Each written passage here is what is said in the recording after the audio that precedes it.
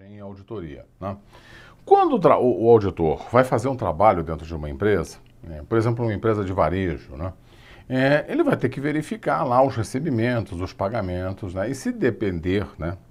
A depender do porte dessa empresa de varejo, se ela tem transações na internet, imagina, ela pode soltar 100 mil notas fiscais por mês. No ano, né, se a gente for nesse ritmo, é 1.200.000 notas fiscais por mês, tá? O auditor, a gente comentou em outras ocasiões, ele tem, na grande maioria das vezes, né, uma data limite para o seu trabalho, uma data limite que não é ele que define, ele é imposta. Por quê? Porque a empresa pode ser uma empresa, né, que tem ações no mercado de capitais, né, e aí nessa hora ela tem uma obrigatoriedade de publicar o balanço até um determinado limite. Então o auditor já sabe, olha, eu tenho que ter o meu trabalho terminado antes dessa data, né, da publicação ter estourado, porque senão eu comprometo a instituição. Aí, imagina só, ele tem 1.200.000, dentro desse exemplo que a gente deu, 1.200.000 notas fiscais de entrada, né, de repente vai lá, a empresa vende sempre em 3 parcelas, isso vira 3.600.000 valores de entrada, esquece, cara, não vai dar para trabalhar em cima de tudo isso, tá? Então, nessa hora, as normas de auditoria, né, elas dizem, auditor, não precisa trabalhar em cima de tudo. Você vai ter que recolher, né, um conjunto de documentos que você julgue suficiente para, a partir do exame desse conjunto de documentos, que é bem menor, você tirar uma conclusão sobre o total dos documentos. Em síntese, a gente está falando aqui de um processo de amostragem, tá? E é isso que a gente vai discutir em detalhe, tá? Então é assim, a amostragem segundo a NBC-TA 530, que trata especificamente disso.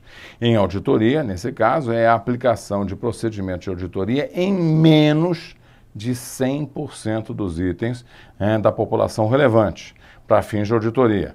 De maneira que todas as unidades de amostragem tenham sempre a mesma chance de serem selecionadas para proporcionar uma base razoável que possibilite o auditor concluir sobre a população. Beleza. Então é assim, se considera que o auditor está usando a estratégia da amostragem quando ele não pega todos os documentos, quando ele pega, né, alguns. E aí, esses alguns, existem técnicas específicas para que ele pegue esses alguns, né? Não pode ser uma coisa intencional, porque se for intencional, né, aí você já diz, opa, tem viés o comportamento do auditor. Por que ele está selecionando esse e não selecionou aquilo? Então tem lá algumas orientações com relação à escolha dos documentos, das informações de mesma natureza, que ele vai trabalhar, desde que ele não trabalhe sobre todas elas. Se trabalhar sobre todas elas, então ele não está fazendo a amostragem, tá? Então, para a gente amarrar isso e também fixar lá alguns conceitos que aparecem em questões sobre esse tema, a gente tem 4 conceitos aqui bastante importantes, tá? Primeiro, a amostragem é o processo utilizado para a seleção de uma amostra. Então, eu quero um conjunto de documentos dentro de um bolo maior, né? A retirada desse conjunto de documentos, né, na quantidade determinada, isso é a amostragem, que precisa de uma técnica. Então é uma técnica para retirar esses documentos do grande bolo, tá? Por enquanto é bolo, tá? Aí a unidade de amostragem é cada um dos itens individuais que constituem uma população. Então cada nota fiscal, cada fatura, cada pedido de compra, cada coisa dessa, cada registro contábil dentro de uma determinada conta, isso aí é uma unidade de amostragem, que poderia ser introduzida ou não lá na minha amostra, através de um processo de amostragem. Não, agora a gente define formalmente o que é a amostra. A amostra é o conjunto de itens selecionados no processo de amostragem. Então eu vou lá, olho para o grande bolo, né? Defino um procedimento, né, para a seleção dos itens que vão constituir o que eu vou estudar. Esses itens em blocos são chamados de amostra, né, e a gente diz que unidade de amostragem, tem que tomar cuidado, né? A unidade de amostragem não é cada um dos itens da amostra. A unidade de amostragem é cada um dos itens que eu poderia selecionar. Só toma cuidado com isso para não fazer confusão. E, finalmente, a gente tem a definição de população. População é o conjunto completo, inteiro, dos dados sobre o qual a amostra é selecionada e sobre o qual o auditor deseja tirar uma conclusão. Então, normalmente não é tratada a população inteira por uma questão de custo para processar tudo e de tempo para obter os resultados, né? Assim, não tem tempo. Naquele exemplo lá, né? Trabalhar com 1.200.000 notas fiscais, por exemplo, 3.600.000 recebimentos, não dá tempo, o auditor não vai conseguir fazer isso, né? Teria que contratar uma equipe monstruosamente grande de gente para processar isso tudo dentro do tempo hábil. E aí você puxa o cobertor. Ele estava mal cobrindo o tempo e agora ele mal cobre o custo da auditoria. Então, normalmente a gente não faz isso, a gente aceita o trabalho em cima de um pedaço da população devidamente selecionado, e esse pedaço é a amostra. Pronto, já entendemos, tá? Bom, amostragem e risco, é claro que tem um risco nessa hora, então por intermédio da amostragem é possível a gente formar uma opinião a respeito de uma determinada população, né? Examinando algumas notas fiscais, eu consigo, né, prever que as outras notas fiscais que não estão sendo examinadas, elas tenham, né, semelhança em termos de avaliação com o bloco que eu estou trabalhando diretamente, né? Então, nesse caso, a gente vai trabalhar, né, em cima de alguns elementos. E o auditor pode, por exemplo, selecionar alguns itens que compõem um estoque, né, e com base neles formar uma opinião a respeito de todo o estoque em termos lá de data de validade, em termos lá de devida fixação do valor e tal. Então ele trabalha em cima de um grupo pequeno, né, e aí em função dos resultados que ele obteve, ele diz assim, o estoque como um todo pode ter o mesmo comportamento. Mas é claro, a gente está discutindo a amostragem em risco, que nessa hora ele tem um risco aí incorrido, né? E aí existe o risco de amostragem. É o risco de que a conclusão do auditor, com base na amostra, pudesse ser diferente se toda a população fosse sujeita ao mesmo procedimento de auditoria. Opa, entendi. É assim, fácil. Vamos explicar o seguinte, ó. 10 dedinhos, tá bom? 10 dedinhos. Então, vamos imaginar que isso aqui é muito mais, mas são só 10 dedinhos, tá? Eu vou lá e escolho uma amostragem, dentro do nosso exemplo, para pegar apenas um dedinho. Um dedinho. E eu vou examinar esse dedinho aqui. E aí eu examino esse dedinho e, por coincidência, ele teve uma pequena fratura, então ele está torto. É um dedinho torto. Aí, com base nisso, eu chego à conclusão de que os meus dedos são tortos, mas é só ele. Olha lá, é um risco. Na minha seleção, eu posso pegar ou só coisas certas, num grande bolo de coisas erradas, ou só coisas erradas, num grande bolo de coisas certas. O risco de amostragem é justamente porque, por azar, é azar mesmo, né? Por azar, eu peguei alguma coisa que não é representativa do todo, porque eu só tenho problema nesse dedinho aqui, ele quebrou lá jogando bola uma vez. Então, nessa hora, né, eu estou me baseando nele e eu concluo errado sobre a totalidade dos dedos. Isso aí é que é o risco de amostragem. E tem o risco não resultante da amostragem, que é aquele risco do auditor chegar a uma conclusão errônea por qualquer outra razão. E aí a gente tem o risco de falha técnica, então o risco de detecção, né? Dados incorretamente registrados, e aí esses dados incorretamente registrados, né, eles têm lá risco, né, inerente e risco de controle, porque chegou até o registro, passou, né, pelo controle interno da empresa. Então, outros riscos existem também, mas quando a gente está usando a amostragem, existe um risco específico da amostragem, que é a amostra, por um azar, não representar tudo que a gente tem dentro daquele grupo de informações, tá?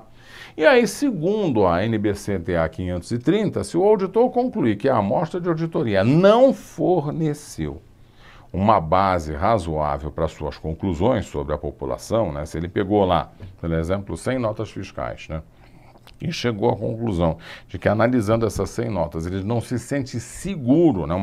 Tem uma base segura para fazer afirmações sobre a população toda, então ele pode, segundo a norma, solicitar que a administração investigue as distorções identificadas e o potencial das distorções adicionais e faça quaisquer ajustes necessários. Então ele pegou lá, né, assim, peguei 100 notas e as 100 notas estão erradas.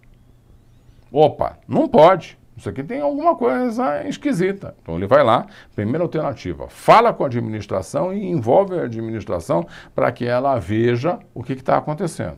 Segunda alternativa, ajustar a natureza, a época e a extensão dos procedimentos adicionais, né, de auditoria para melhor alcançar a segurança exigida. Então, por exemplo, nos casos lá do teste de controle, o auditor pode aumentar o tamanho da amostra, testar um controle alternativo para ver se um controle alternativo geraria aquele mesmo resultado imprevisto, ou modificar os respectivos procedimentos substantivos. Então, nessa hora, o auditor diz assim, ó, peguei 100 notas, as 100 notas estão erradas, conversa com a administração, uma opção. Segunda opção, vou pegar mais notas para ver se aquilo que eu estou observando, né, continua acontecendo. É para ter mais segurança. Tá? Pode fazer as duas coisas? Olha só, é ou, e esse ou não é exclusivo. Então você pode fazer uma e pode fazer outra. Tá? Então, desde que o teu resultado, o resultado da amostragem, fique assim esquisito em relação àquilo que seria aceitável. Tá? Bom, continuando. Algumas conclusões errôneas possíveis, né, possíveis a serem cuidadosamente validadas. São conclusões, né, que a gente pode ter e que estão erradas. Né? Os controles serem considerados mais eficazes do que realmente são. Ou não ser identificada a distorção relevante quando na verdade ela existe. Aí eu tenho um risco de um parecer inapropriado. Por quê? Porque eu só peguei a nota fiscal certa, aquele exemplo, né? Vamos imagina agora aquele exemplinho dos dedos, né? Mas só que agora a gente está fazendo o exemplo dos dedos ao contrário. Eu tenho 9 dedos quebrados e um dedo direitinho. Aí eu vou lá e seleciono esse daqui. Aí o que é isso? O que acontece nessa hora? Este problema aqui. Eu vou lá e digo, ó, porque esse dedinho aqui está certinho, os outros todos devem estar certos também. Esse é um risco enorme. Por quê? Porque nesse caso, se eu disse que está tudo ok, eu não preciso fazer procedimentos adicionais. E aí eu vou dizer que está ok, quando na verdade não está. A mão toda estaria quebrada, né, invertendo a situação. Segundo risco, os controles serem considerados menos eficazes do que realmente são. Ou ser identificada uma distorção relevante, quando na verdade ela não existe. E aí, isso aqui, a norma diz, quando acontece isso, vai ter um trabalho adicional para estabelecer que essas conclusões iniciais estavam incorretas, né? Aí nessa hora a gente valida. Então, a norma diz assim, se você encontrou, abre aspas, um erro, fecha aspas, verifica se está errado mesmo. Se você encontrou um acerto, segue em frente. E aí a gente vê que o risco de auditoria, ele existe, né, justamente quando eu não detecto alguma coisa. Quando eu detecto alguma coisa, pede uma conferência e normalmente na conferência a gente descobre, né, nesse caso aqui, né, descobre que estava certo. Foi só uma falha de procedimento ou um azar lá na seleção da amostragem. Tá? Bom, continuando. Tipos de amostragem. Os tipos básicos de amostragem que a gente tem envolvem a amostragem estatística e a amostragem dita não estatística. Né? Bom, como é que eu vou saber quem é uma e quem é outra? É simples. Na abordagem estatística, né, a gente tem as seguintes características. É uma seleção aleatória dos itens da amostra. Então, seleção aleatória é sorteio. A maneira de fazer o sorteio, ela até pode variar, mas é sorteio. Eu vou lá sortear os itens, né? E o uso de uma teoria de probabilidades, né, para avaliar os resultados das amostras, inclusive a mensuração do risco de amostragem. Porque a teoria, né, da estatística, ela pode dizer esse resultado aqui tem margem de erro. Então, eu estou chegando à conclusão de que é isso, mas tem uma margem de erro. Para você visualizar isso, lembra que toda vez que a gente tem uma pesquisa eleitoral, o sujeito diz assim, olha, os votos do candidato tal estão na faixa de 18%, mais ou menos 3% de erro. Então nessa hora a gente já sabe, né? Os votos do candidato são aceitáveis, é aceitável, está considerado correto, se ele tiver entre 21, 3 a mais, né, e 15%. Então tem uma margem de erro, e essa margem de erro aqui, ela é definida por métodos estatísticos. E aí a amostragem não estatística? Ela não tem essas características da amostragem estatística e ela é determinada pelo auditor usando experiência, critério e conhecimento da entidade. Então o auditor, porque ele tem uma experiência, ele já diz assim, olha, nesse tipo de organização, as falhas normalmente acontecem quando a gente solta a nota fiscal para outro estado. Então eu vou lá e vou selecionar notas fiscais de outro estado. Ele não usou estatística, porque ele não sorteou. Ele direcionou a seleção dele. Aí, nesse caso, é uma amostragem não estatística.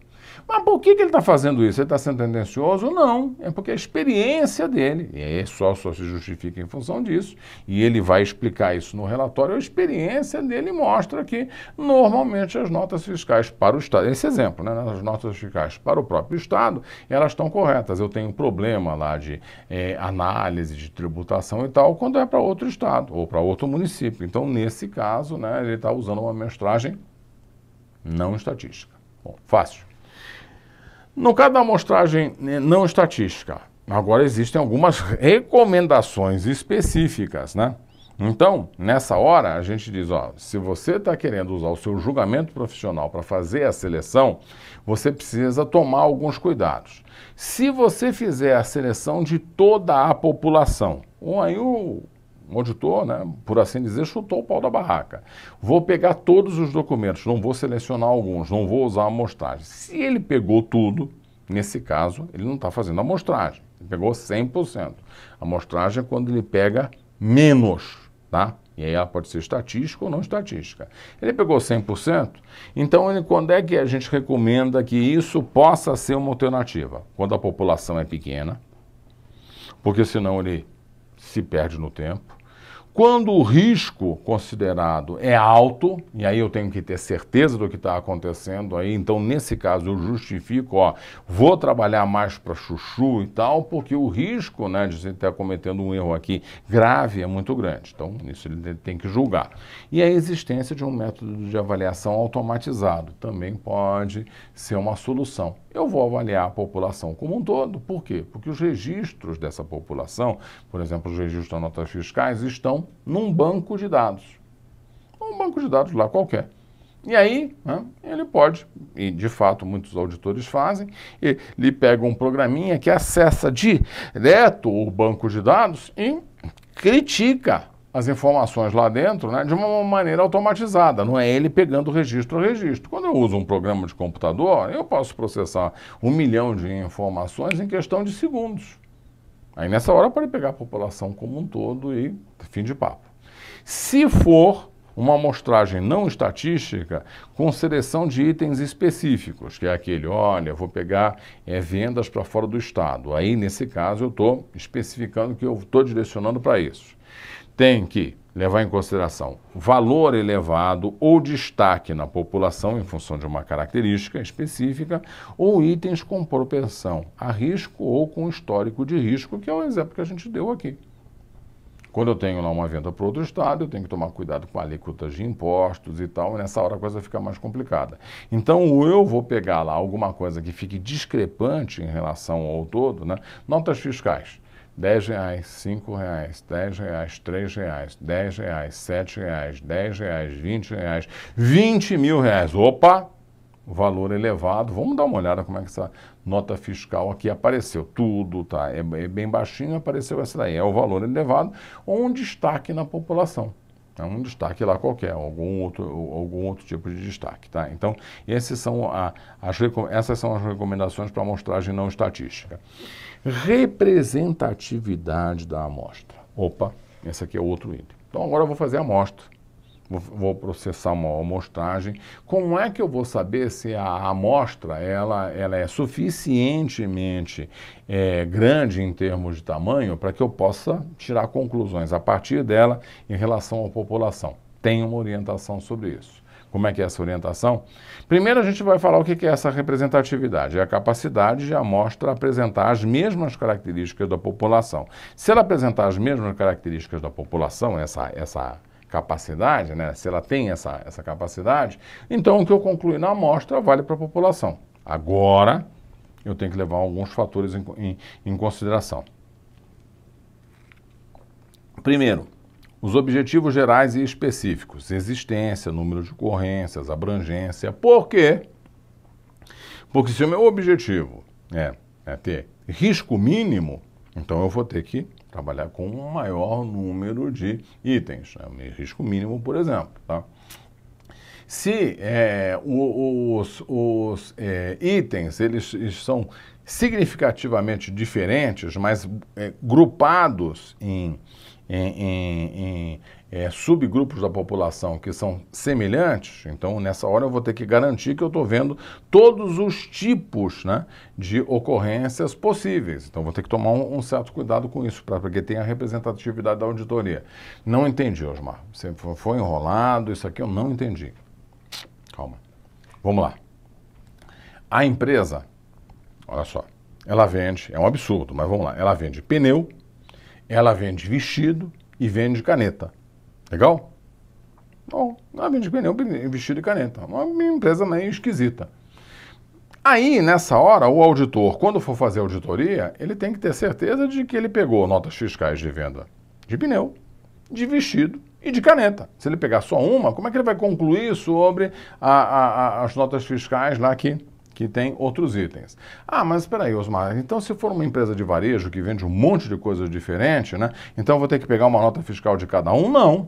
Não, porque aí eu não teria grandes grupos como nesse exemplo que eu coloquei específico, né? Que são 3 grandes grupos. Aí eu vou precisar tomar cuidado por causa desse grupamento que é significativamente grande, tá? Bom, população representa o que se quer auditar. Então, aí eu vou ter que ver se, no caso dos recebimentos, eu vou auditar as notas fiscais de recebimento, ou as entradas de caixa, ou vou auditar os dois para fazer cruzamentos lá de validade. Tem que verificar isso nessa hora, qual é a população que eu vou trabalhar. Eu posso trabalhar com populações diferentes para testar a mesma coisa.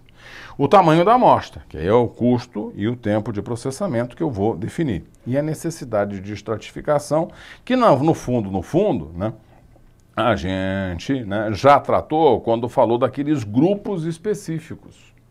Grupos específicos, eu vou ter que pensar em populações que são muito heterogêneas, mas têm agrupamentos possíveis, né?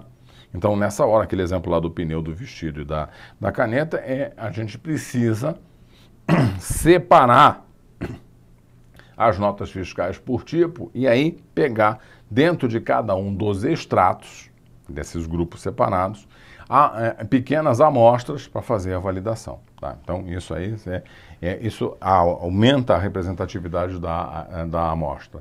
O tamanho da amostra em si, ele pode ser determinado mediante a aplicação de uma fórmula com base estatística. Então, tem fórmulas estatísticas que dizem, olha, o tamanho ideal para você correr um risco X, né, de uma amostra é tanto. Acabou. Fim de papo. Você pega lá e fim de papo. Tá? Ou então ela pode ser determinada, né, por um método, né, que está associado ao julgamento profissional. É assim, o auditor ele vai dizer o seguinte, olha, para mim, basta pegar 100 notas fiscais e verificar. Eu pego, né, na base do sorteio. Eu fiz isso no passado, né? Ele diz assim, eu fiz isso, apliquei isso aí consistentemente no passado e era suficiente para eu caracterizar a empresa. Então, pega lá 100 e está acabado. De onde é que saiu esse 100? Do julgamento profissional do auditor. Ou ele pode usar a fórmula estatística. Né? Na seleção, também a gente tem que considerar o grau de confiança depositado sobre os sistemas de controle interno. Porque, se o controle interno é falho, a gente tem que verificar mais coisas, tem que aumentar um pouquinho a amostra, né? Às vezes muito. Né? Qual é a base da seleção que eu estou usando? Se é uma seleção estatística ou se é também uma seleção por julgamento profissional. E qual é a fonte da seleção? Se a informação está vindo de uma área que é tradicionalmente problemática, se a informação está vindo de uma área onde já foi constatado fraude e erro no passado, a informação está vindo, né? Está vindo nesse caso, né? De uma área onde as coisas normalmente acontecem sem problema nenhum. Eu tenho que levar isso em consideração, né? E aí isso vai influenciar o tamanho da amostra, tá? Bom, critérios de seleção. Os critérios de seleção, na verdade, são a metodologia, o procedimento que eu uso para fazer a amostragem. Então, a amostragem é uma seleção de itens dentro da população. E eu tenho vários critérios que eu posso usar. Critérios validados universalmente, tá? Então, vamos lá começar. O primeiro é o aleatório randômico, que é um sorteio, né, com ou sem uso de tabelas de números aleatórios. É um sorteio simples. Faço um sorteio. Ou eu posso, né? Porque aí nessa hora a gente pode questionar, olha, você sorteou, mas de repente, sabe, você foi induzido nesse sorteio, né? Como é que você tem certeza que o sorteio foi legal? Então, nessa hora você também pode usar uma estratégia, que é usar umas tabelas de números aleatórios, né, que estão disponíveis aí nos livros de estatísticas, que elas dizem assim, num grupamento, né, esse grupamento ele tem que estar ordenado, né, você vai pegar o item 3, o item 13, o item 37, o item 98 e tal. Ela diz já quais são os itens naquela pilha que você vai pegar. Não desde que você use isso, né?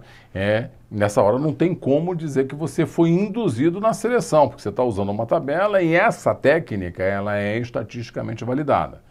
Ou você simplesmente sorteia mesmo, acabou, né? Então você usa lá tem até programinha no celular que lhe diz para você, olha, me diz quais são o valor inicial, o número da nota fiscal, né? O valor inicial, o valor final, quantos números você quer, aperta o botão e ele já te diz isso, né? Ou você não vai fazer urna, né? Não tem cabimento fazer uma urna para sortear a nota fiscal lá, mas tem diversos métodos, esse é o aleatório, o randômico. O casual, ele é não estatístico e não aleatório. Então, nesse caso, o auditor vai lá e pega itens específicos, tá? Não nessa hora, né? Como ele não é estatístico, o auditor vai lá usar o julgamento profissional para fazer a seleção. Um terceiro item é o sistemático ou por intervalo. Então, nesse caso, sistemático por intervalo é o seguinte: você pega lá os teus documentos, a pilha dos teus documentos, né? E aí, entre os primeiros, você seleciona um. Sorteio, né? Não selecionar, sorteia um. Então, vamos lá, vamos dizer assim. Entre os 20 primeiros documentos na pilha, que seja ela qual for, você sorteia um deles. Entre 0 e 20, faz o sorteio, deu 13. Ah, beleza. Então, você pega o 13º item, né? Lá naquele bloco inicial. A partir daí, você define um passo, estatisticamente, né, aquilo que a gente chama lá de um intervalo constante, e vai selecionando os itens da população, sempre somando este passo. Não entendi, Osmar. É assim, lembra que a gente selecionou o 13º na pilha? Bom, então vamos imaginar que o meu passo seja 50. Então eu vou correndo na pilha do 13º, somo 50, vou chegar no 63. Pego o 63. Aí eu somo 50 de novo, vou correndo na pilha, vou chegar no 113. Pego o 113. E depois eu vou correndo na pilha, vou chegar no 163. Então essa aí é uma outra maneira de você selecionar os itens, né? Não tem como você dizer que a seleção ela foi forçada. Por quê? Porque os itens estão lá, todos eles dentro de uma pilha. A pilha não deve estar ordenada, mas também se tiver ordenada não é um grande problema, né? E o fato de você ir pegando, saltando conforme lá um método estatístico, que usou um método estatístico, é perfeitamente aceito, tá? Agora, eu também tenho um método exploratório. O que é esse método exploratório? Quando há evidência de um caso de divergência ou irregularidade, né? E aí, né, essa evidência exige uma investigação mais profunda. Mas assim, ó, tem um cliente que toda hora dá erro, né? Você se identificou lá. Opa, então nesse caso eu vou lá e faço uma pesquisa em cima dos dados daquele cliente. Está sendo direcionado. Mas está sendo direcionado por quê? Porque a gente encontrou uma circunstância, né, que acontece sempre com aquele determinado cliente. Ou então a gente identifica, porque isso já aconteceu, falhas nos registros sempre que acontecem num determinado período do dia ou um período do mês. Então a gente faz uma investigação mais profunda. Por quê? E aí, nessa hora, a gente pode ter algum problema sistemático dentro do tratamento das informações e aí se justifica que a gente use o método exploratório. É diferente do causal. No causal, você vai lá e diz assim, olha, basta que eu pegue 100 notas fiscais. Não estou me ligando com um procedimento estatístico para determinar o tamanho da amostra, nada disso. Eu pego as 100 e está acabado, né? Aqui não. Aqui eu vou pegar aqueles porque eu identifiquei alguma coisa estranha. Sempre que acontece alguma coisa. Então, eu vou analisar todas essas circunstâncias. Essa é a diferença entre o causal, em que não é direcionado, mas eu pego lá, né, de qualquer maneira, e o exploratório, que eu vou direto com o dedo em cima, porque eu quero ver aquilo dali. Tá? Esses são os critérios de seleção. Com relação às substituições de item da amostra, isso é totalmente viável, porque se o procedimento de auditoria ele não for aplicável a alguma coisa que eu sorteei, então o auditor pode substituir aquele item que veio na amostra que não vai servir para ele por um outro item. Ele vai lá e pega um outro item e coloca lá na amostra. O que é isso? A gente tem um exemplo aqui no slide, né? Um cheque, uma compra cancelada, uma nota fiscal cancelada, tudo isso daí, né? De repente, um cheque cancelado, né, ele não passou por todos os trâmites para que ele pudesse se expor aos procedimentos que poderiam incorrer em algum erro. Então, isso aí não serve para eu verificar tudo. Há uma nota fiscal que foi cancelada, também não passou por todos os trâmites até gerar o recebimento, então também não serve. Aí nessa hora eu percebi, esse aqui não serve, eu pego um outro e substituo. Primeiro eu gero a amostra, depois eu vejo a validade dos itens na amostra. Se algum não me servir por qualquer razão, eu vou lá e substituo. Isso não tem problema e a estatística permite que a gente faça, tá? A avaliação da amostra, por sua vez, deve ser feita considerando desvios inesperadamente altos. Quer dizer, eu estou começando a encontrar muito mais erro do que seria tolerável encontrar dentro de uma organização. Opa! Né? Outra, distorção projetada, mas aquela distorção lá que não tem explicação, né? Versus aquilo que era tolerável. O que é essa distorção projetada? Quando eu estou trabalhando com registros contábeis, a gente pode ter um errinho lá de 0,5%. Tá bom? Então, estão trabalhando com errinho de 0,5%. A minha materialidade diz que eu posso estar aceitando, tá? Erros até 1%, né? Mas, né, a minha distorção que eu espero é de 0,5%, mas até 1% é tolerada, né? E aí eu começo a encontrar distorções que a gente diz que são anômalas. O que é a distorção anômala? É uma distorção que ultrapassa a projetada, né?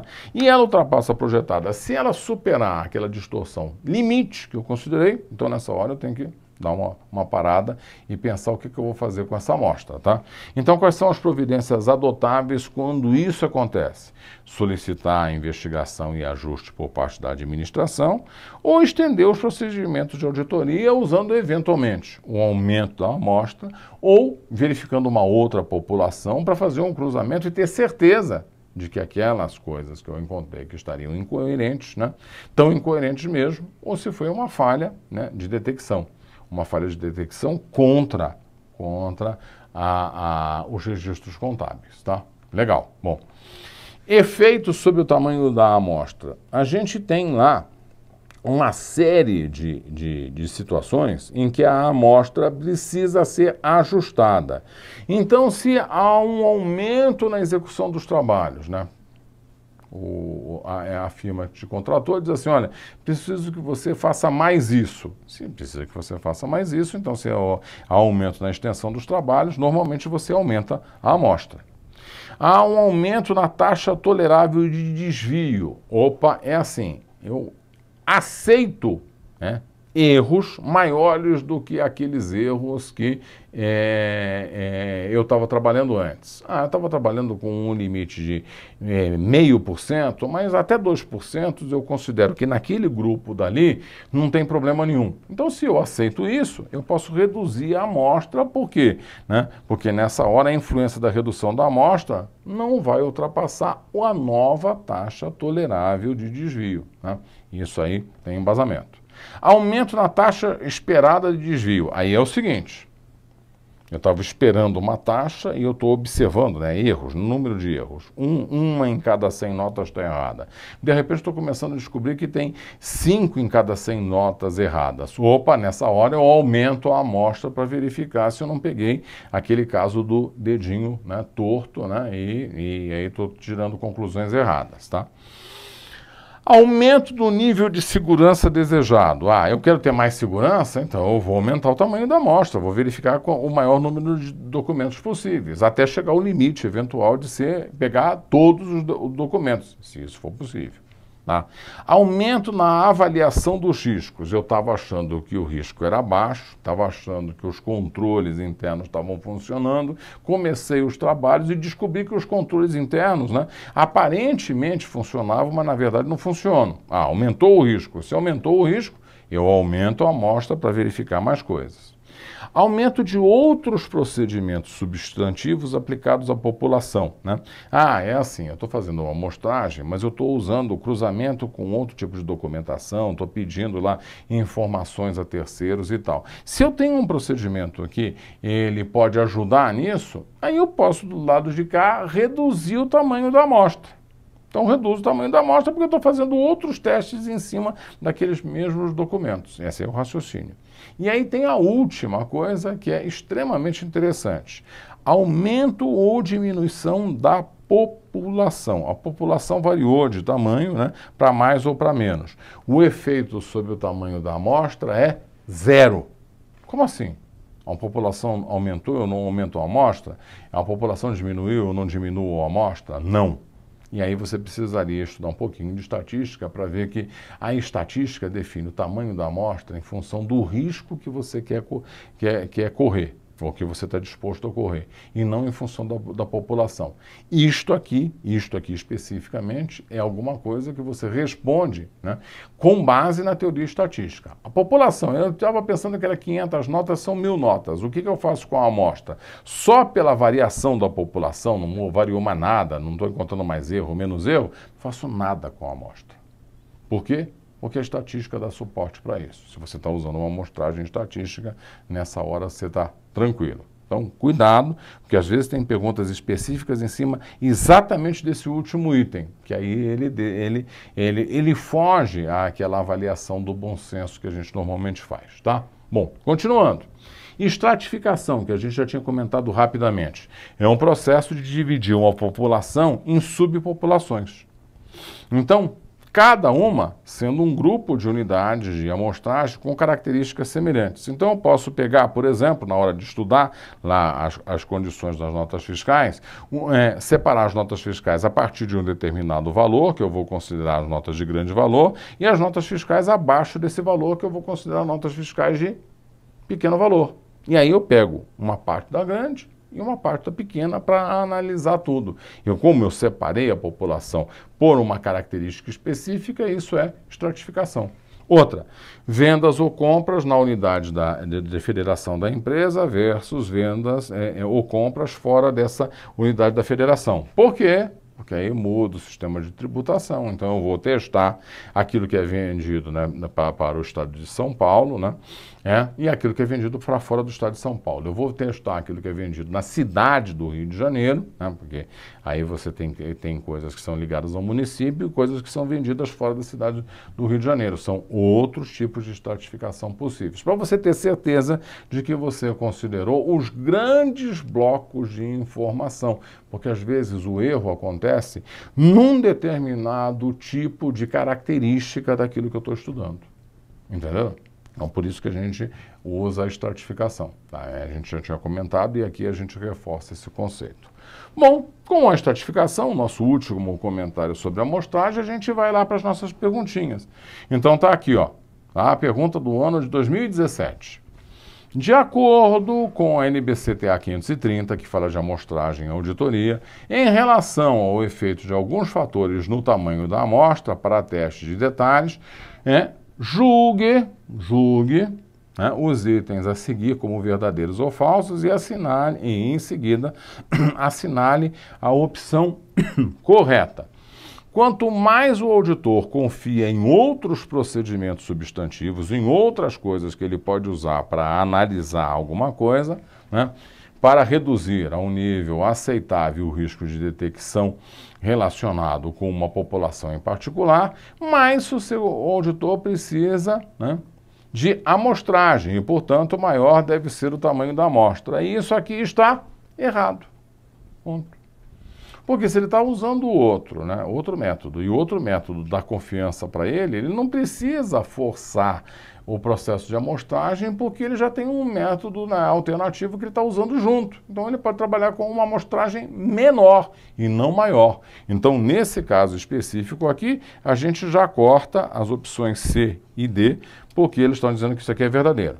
Quanto maior for o valor da distorção que o auditor espera encontrar na população, maior deve ser o tamanho da amostra para fazer uma estimativa razoável do valor real da distorção na população. Quer dizer, se ele espera encontrar muitos erros, então ele aumenta a amostra para ter mais segurança, né, do que está acontecendo. E isso bate com aquilo que a gente comentou lá na nossa tabela. Olha, eu tenho uma expectativa de encontrar muitos erros, então eu vou aumentar a amostra, para realmente tentar validar essas ocorrências. A segunda é verdadeira e a gente já sabe que a resposta é letra B, mas vamos para a última, né?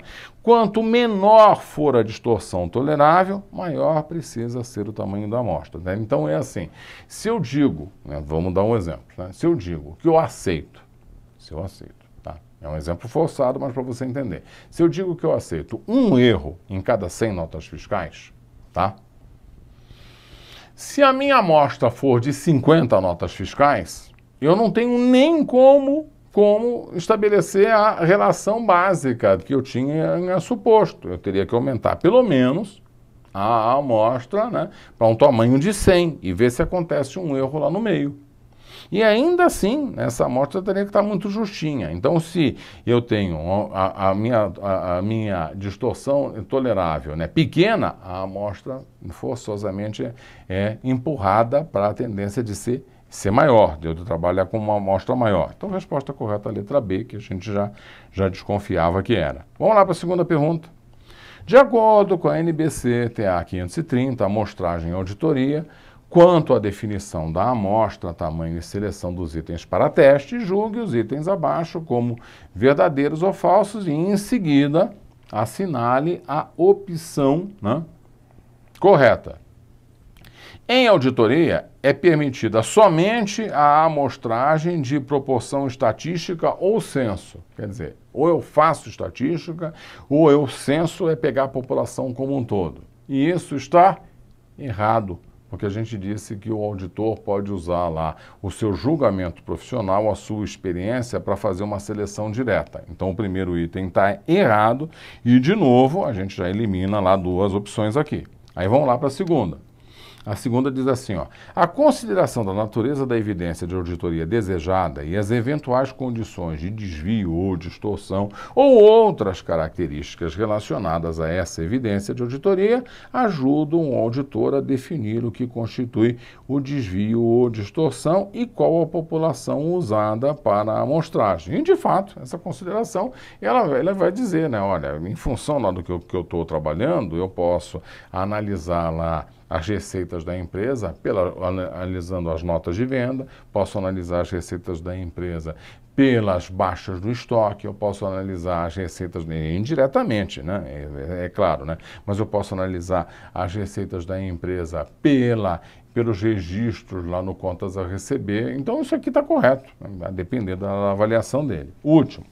O nível de risco de amostragem que o auditor está disposto a aceitar afeta o tamanho da amostra exigido. Está corretíssimo, né? Se ele quer um risco maior, ele diminui a amostra, aí a amostra é menos representativa da população. Se ele quer um risco menor, ele tem que aumentar o tamanho da amostra, para que ela seja mais representativa. Então, de novo, nesse caso, né, a terceira está certa e a resposta correta é a letra B de bola. Mais uma? Vamos lá. A amostragem de auditoria permite que o auditor obtenha e avalie evidência de auditoria em relação a algumas características dos itens selecionados, de modo a concluir ou ajudar a concluir sobre a população, né, da qual a amostra é retirada. Aquilo que a gente já tinha acabado de comentar na questão anterior, tá? Com relação ao assunto, assinale a opção incorreta. O que está errado? Olha lá. A amostragem em auditoria pode ser aplicada usando tanto a abordagem de amostragem não estatística como a estatística. Ó, a questão montada direitinho para pegar você no pulo, ele está pedindo erro e já joga o primeiro item como sendo correto, que não é a resposta da questão. Vamos para a próxima. Risco de amostragem é a possibilidade do auditor emitir uma conclusão incorreta sobre as demonstrações contábeis tomadas em conjunto. Não. É a possibilidade do auditor emitir uma opinião, ter uma conclusão incorreta sobre as demonstrações contábeis é o risco de auditoria, que acontece em função de várias coisas, inclusive o risco de amostragem, né? O risco de amostragem é uma das possibilidades que levam o auditor a isso, mas tem outras. Ele falhou, não prestou atenção, né? A informação não teve uma distorção significativa, né? E de repente passou batida, né? Então, nessa hora, isso aqui está errado. Estratificação é o processo de dividir uma população em subpopulações, cada uma sendo um grupo de unidade de amostragem com características semelhantes. Foi o último tema que a gente discutiu na aula, estratificação é isso mesmo. Então, fim de papo.